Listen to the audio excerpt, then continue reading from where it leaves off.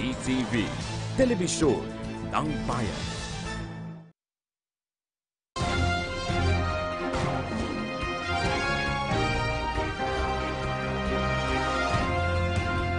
Our sincere condolences and sympathies to the family of Ms. Pawa. Ms. Pawa was sentenced to death by the Kuwaiti Criminal Court on April 14, 2008 for allegedly killing the 22-year-old daughter of her employer. The alleged incident took place on May 14, 2007. On June 15, 2009, Kuwait's Court of Appeals upheld the decision of the trial court. On January 19, 2010, the Kuwaiti Supreme Court affirmed the death sentence. Since 2007, the department has pursued different channels in our effort to save the life of Ms. Pawa, including high-level intercessions led by then-President Gloria Macapagal Arroyo. The embassy had likewise been unrelenting in appealing to the family of the victim to grant the tanazul, or letter of forgiveness, in favor of Ms. Pawa, but to no avail.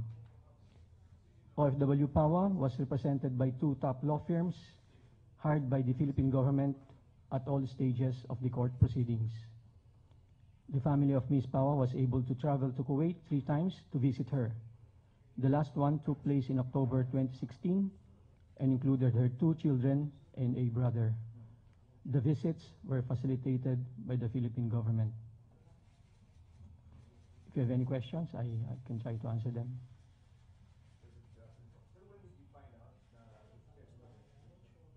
The embassy was informed by the prison authorities only yesterday.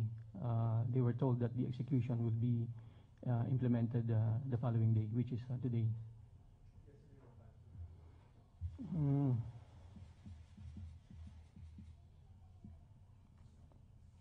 Afternoon. Just before I went down, she was executed at 10:19 a.m. Kuwait time, or 3:19 p.m. Manila time. Was there a last-minute appeal made by the Philippine government, and to which office did we address the appeal? Yes, the department and the embassy made last-ditch efforts to try to save her. The embassy made representations with the,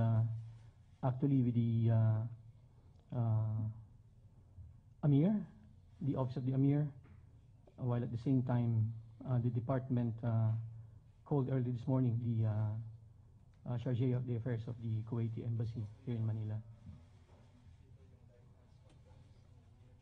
Was the President informed about this execution?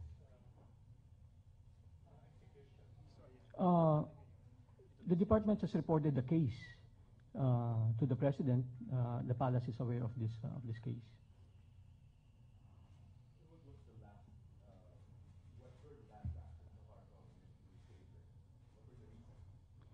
Well, it's a continuing effort. We have exerted different efforts, including diplomatic, the embassy and the department, political, like I mentioned earlier, intercessions made by then President Macapagal Arroyo, and even we tried even the religious channel. We sought the help of clerics in Kuwait.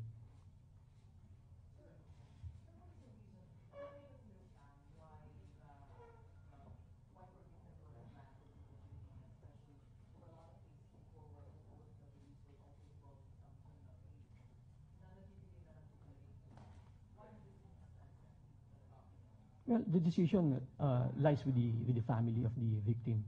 In this particular case, the family of the victim was not amenable to the giving of blood money for them to issue the tanazul. Yes, that's the only reason. We tried to negotiate with the family, tried to convince them to grant the tanazul in exchange for the payment of blood money, but they were not willing to do so.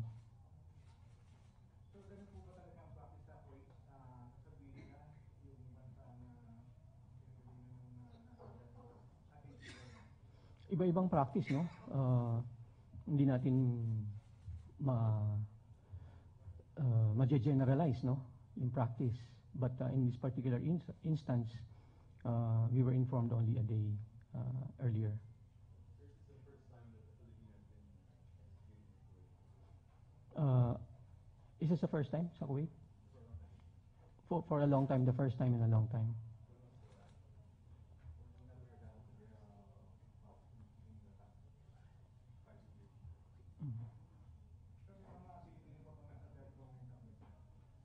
Meron pa ba?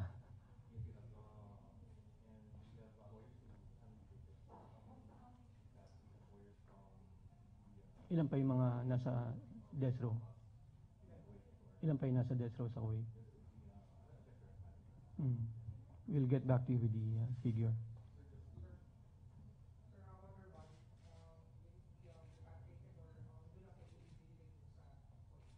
I think following Islamic rules, no?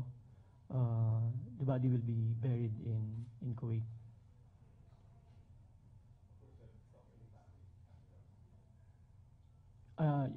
We have people in our action office who will be informing the family.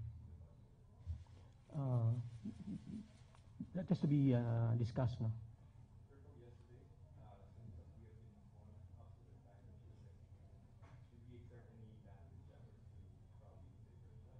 Yeah, like I explained earlier, no, we tried different ways to, like I said, no, our embassy went to the office of the Amir to appeal, and the embassy called earlier this morning the Charge d'Affaires of the Kuwaiti embassy. Is it normal for, let's say, a government like Kuwait to notify another country only a day before the actual execution? Is it normal or? Well, like I answered the question earlier, no, may kanya-kanyang ways, no?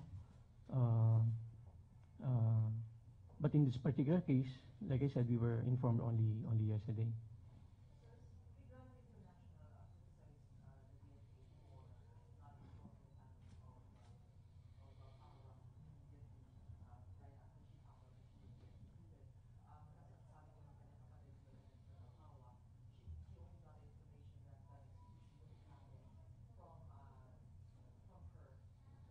Because I think things happen simultaneously, no?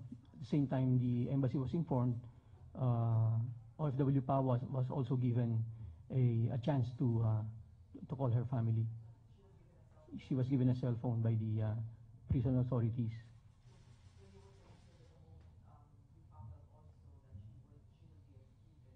She was already given the cell phone by the prison authorities. No, that was yesterday. That was yesterday. She called her family yesterday. Kahapon yun.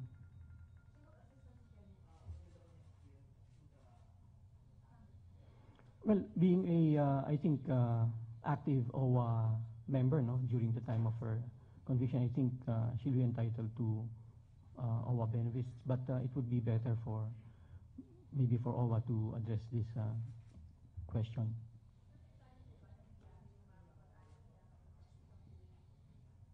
Pwedeng i-discuss, no, but I cannot confirm at this point kung what will happen next. But following Islamic practice, no, the remains will be buried immediately. So.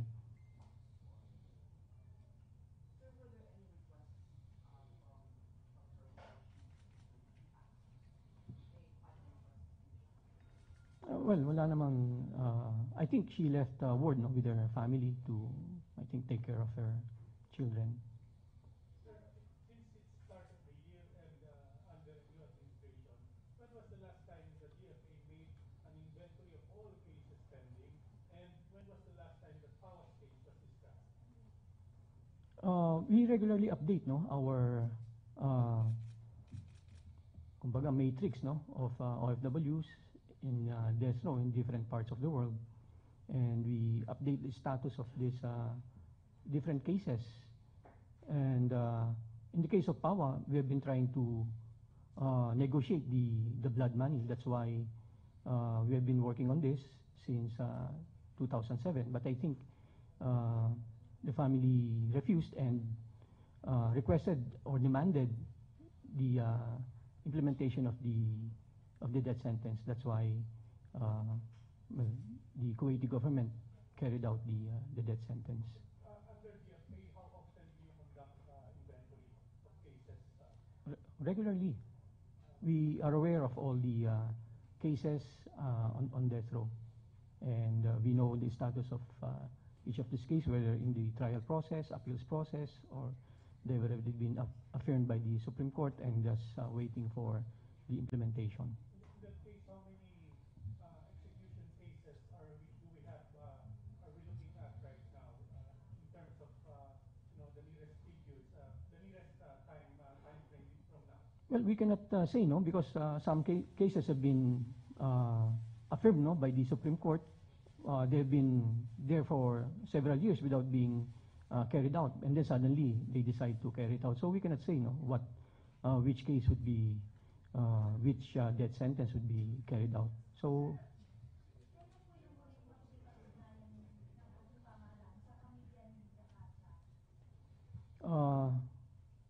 I think this morning, no, our action office was able to talk to the family.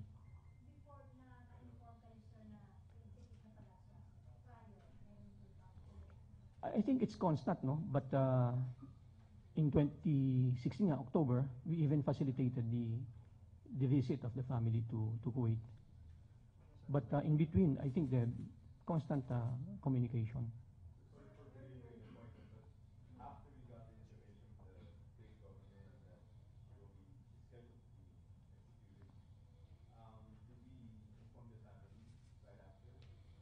This morning, we were able to talk to the family. Pero nga, the family found out first because simultaneous, no, the same time the embassy was informed, OFW Pawa was given a cell phone to call her family.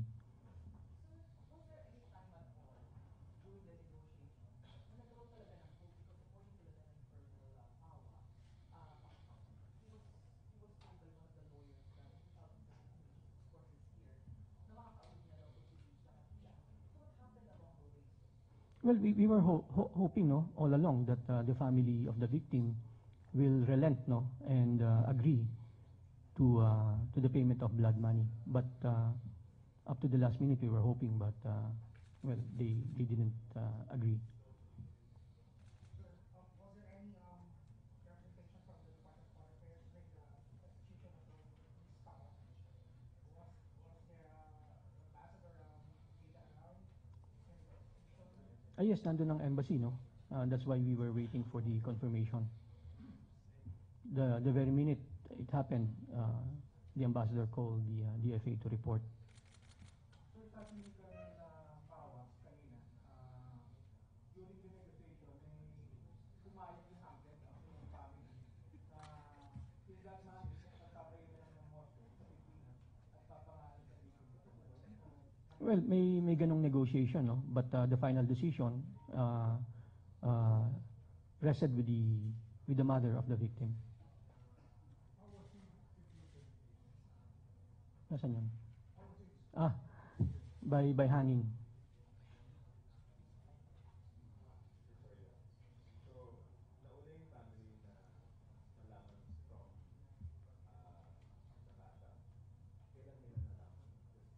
Yesterday. Kahapon pa. Any other questions? Kung wala na, thank you very much.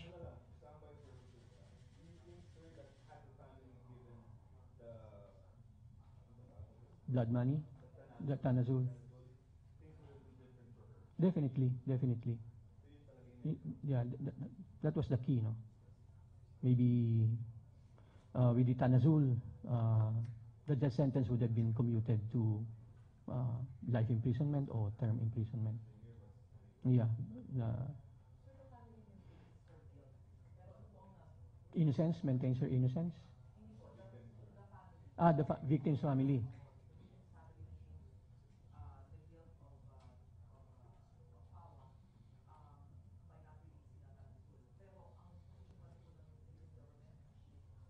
Well, she went through the legal process, no? She was tried by a trial court.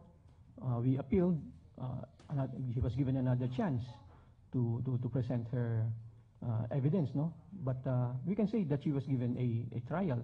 She went through the due process, she went through the legal process, and but we were unable to, well, unfortunately, no, prove her innocence.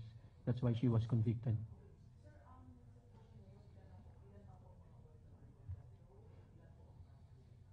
Well, like I said, we don't have the numbers right now, but roughly speaking, maybe there are about 88 Filipinos on death row. But we world that's worldwide, no. But the numbers for Kuwait, we can give you that later.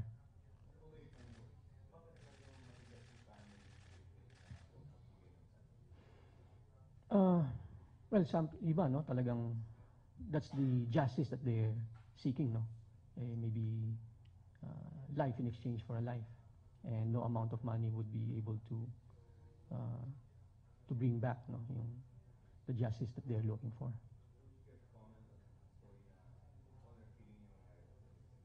Well, dumaan sa judicial process yan, no. Prosecutor and defense, no, both presented their evidence. So in all these stages, we were unable, no, to prove her innocence. Well, nag-hire tayo ng mga top lawyers, no, from Kuwait, and I'm sure they had their own defense. We nasa ano na yun, no? Nasa may mga evidence din tayo, but of course pagdating sa legal process, i-weigh ng judge yan, and he decided to decide in favor of the prosecution.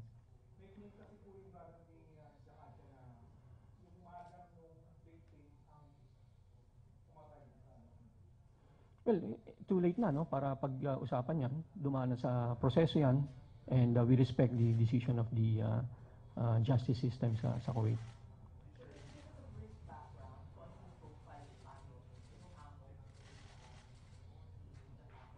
Wala akong information right now, no.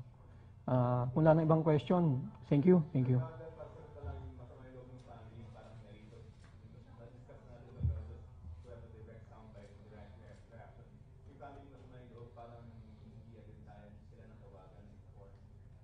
Sinong family? Well, natawagan nga sila, no? Kasi part nung parang last arrangement, OFW Pawa was given a cell phone by the prison authorities. So she was able to call her family. That happened simultaneously when the embassy was informed. Kaya bago namin sila natawagan na sila ni kasi sabay bago pa namin nalaman, baka nakatawag na siya. So it happened simultaneously. Okay? Thank you.